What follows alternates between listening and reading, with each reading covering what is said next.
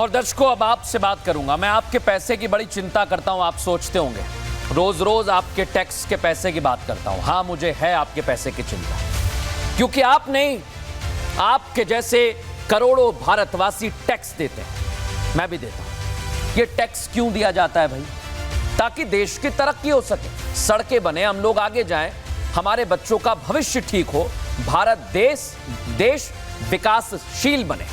लेकिन दर्शकों, पता है आपको क्या हो रहा है? सरकार बहुत सारे खर्चे उठा रही है, उनमें एक से एक योजनाएं शामिल हैं जिनसे नौजवानों का भविष्य उज्जवल हो। और उसमें छात्रों के लिए भी बहुत योजनाएं, उनको स्कॉलरशिप मिलती है गरीब छात्रों को। लेकिन जब कोई गरीब के पैसे मारता है ना, तो दर्द होता है। गरीब के पैसे कभी नहीं मारने चाहिए। लेकिन दर्शकों, यहां पर गरीबों के पैसे के साथ बहुत बड़ा घोटाला किया जा रहा है। और घोटाला करने वाले कौन हैं? ये मदरसा वाले लोग। इनको बीमारी लग गई है, जैसे दीमक लग जाती है ना, वैसी बीमारी लग रही है। अब इन्हें दर्शकों देश से गद्दारी कहा जाए या क्या कहा जाए? क्योंकि आप सोचिए, ये लोग भारत में रहकर भारत के लोगों के टैक्स के पैसे को मार रहे हैं। सिर्फ इतना नहीं, मैं आपको एक बात और कहना चाहता हूं। ये जो लोग मदरसे में पढ़ने वाले लोग हैं, ना जाने वो भी सत्य है या झूठ है, क्योंकि इन्होंने गरीब लोगों के पैसे मारे, छात्रवृत्ति तक को डकार गए हैं। और आज राष्ट्र सर्वोपरि में से लेकर बहुत बड़ा खुलासा कर रहा हूं, क्योंकि यह घोटाला भी करोड़ों में जा रहा है।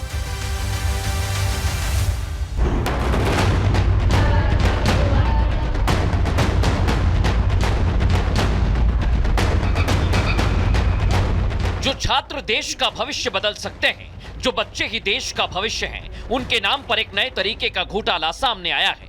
घोटाला नहीं, महाघोटाला सामने आया है। ये घोटाला किया जा रहा है मदरसों की आड़ में।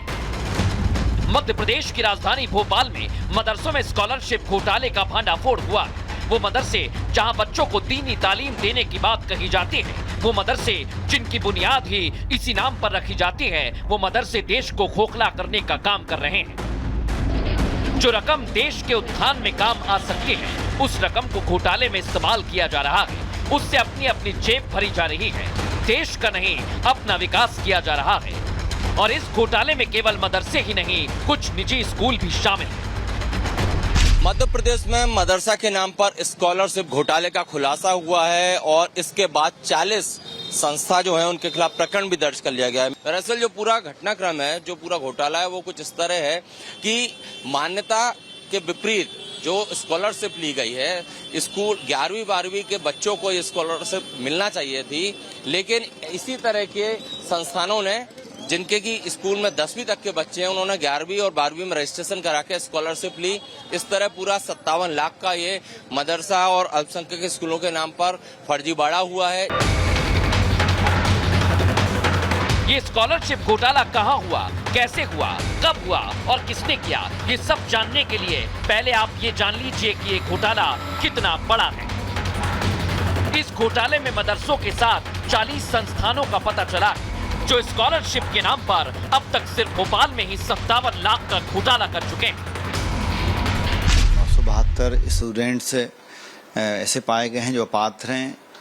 40 संस्थाएं ऐसी पाई गई हैं, 40 मदरसे या स्कूल ऐसे पाए गए हैं, उनके संचालक जिनके द्वारा फॉरवर्ड की गई है। करीब 5700 पर हेड है, मतलब प्रति छात्र छात्रवृत्ति है, और ये करीब 57 लाख के आसपास इसका आंकड़ा बनता है। घोटाला सामने आया तो पिछड़ा वर्ग एवं अल्पसंख्यक विभाग की शिकायत पर एफआईआर हुई। अब जांच की जा रही है, कौन है वो देश के दुश्मन जो देश की तरक्की में लगने वाले पैसे को दीमक की तरह खा रहे हैं। इसलिए अब मदरसों और स्कूलों के संचालक जांच के घेरे में हैं। दस्तावेज तलब कर क्राइम ब्रांच पूछताछ करेगी। ऐसे में शिक्षा विभाग और अल्पसंख्यक विभाग के कर्मचारी रडार पर हैं, क्योंकि पता तो ये भी लगाना है कि छात्र भी फर्जी दिखाए गए या फिर स्कूल और मदरसे ही फर्जी तरीके से काम कर रहे हैं। देखिए, ये जो बोर्ड आप देख रहे हैं, City Montessori Higher Secondary School, यहाँ पर इसका बोर्ड लगा है। इमारत का, बिल्डिंग का, स्कूल का कोई अता पता नहीं है। स्थानीय लोगों से मैं बात करूंगा, उसके बाद बताऊंगा कि आखिर ये घोटाला हुआ कैसे। भाई साहब, ये जो आप बोर्ड देख रहे हैं स्कूल का, ये स्कूल कहाँ पे है? स्कूल यहाँ नहीं है, एडवर्टाइज की नहीं है, बोर्ड मोड लगा गए थे। 3 बार ये पता बदल चुके हैं। जिन 40 संस्थाओं के खिलाफ प्रकरण दर्ज हुए हैं वो लिस्ट हमारे पास है। लिस्ट में से देखिए ये 5वें नंबर का जो स्कूल है वो इसी स्कूल के नाम से है। पता आम वाली मस्जिद का है, लेकिन वहाँ भी स्कूल नहीं है। उसके बाद दूसरी जगह बदला एड्रेस, वहाँ पर भी स्कूल नहीं है। और ये तीसरा बोर्ड आप देख रहे हैं, यहाँ पर भी स्कूल नहीं है। घोटाला सामने आया तो वक्फ बोर्ड के चेयरमैन डॉक्टर सनब्बर पटेल ने कहा कि मदरसों के नाम पर फर्जीवाड़ा बर्दाश्त नहीं किया जाएगा। जहां तक मदरसे 40 मदरसों का सवाल आया है, इसमें भी क्रिमिनल केस दर्ज हुआ है, एफआईआर दर्ज हुई और सख्ती के साथ वह लोग जो इसमें शामिल हैं उनके ऊपर जांच करने के पश्चात दोषी पाए जाने पर सख्ती से कार्रवाई की जाएगी, जेल के अंदर डाला जाएगा।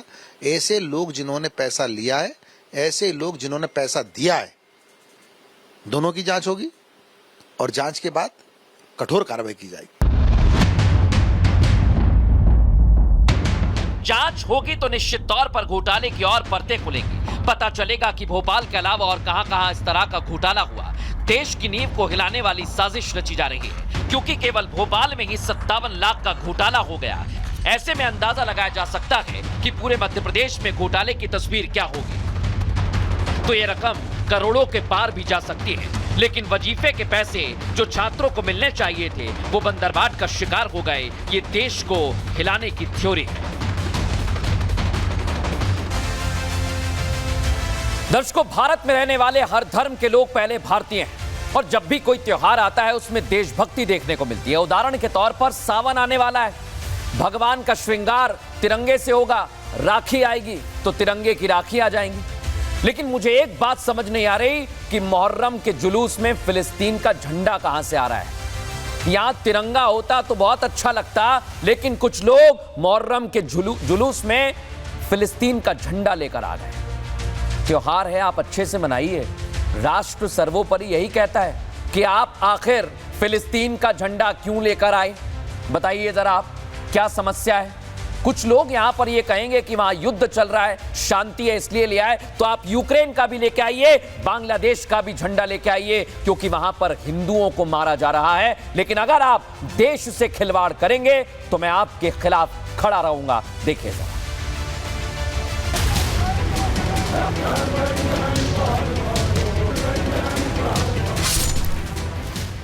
मुहर्रम का जुलूस निकालना समझ आता है। जुलूस के दौरान शोक व्यक्त करना भी समझ में आता है, लेकिन कुछ समझ में नहीं आता तो मुहर्रम के जुलूस में फिलिस्तीन का ये झंडा। ये तस्वीर जम्मू कश्मीर के श्रीनगर की, जहां शिया समुदाय के लोग मुहर्रम का जुलूस निकाल रहे थे। कड़ी सुरक्षा व्यवस्था के बीच ये जुलूस निकाला जा रहा था। यहां तक तो सब ठीक था, लेकिन सवाल तब उठने लगे जब इस शोक जुलूस में शामिल कुछ लोग ईरान और फिलिस्तीन का झंडा लहराना शुरू कर देते हैं। ईरान के शीर्ष कमांडर खामनेई की तस्वीरें बाहर निकाल लाते हैं,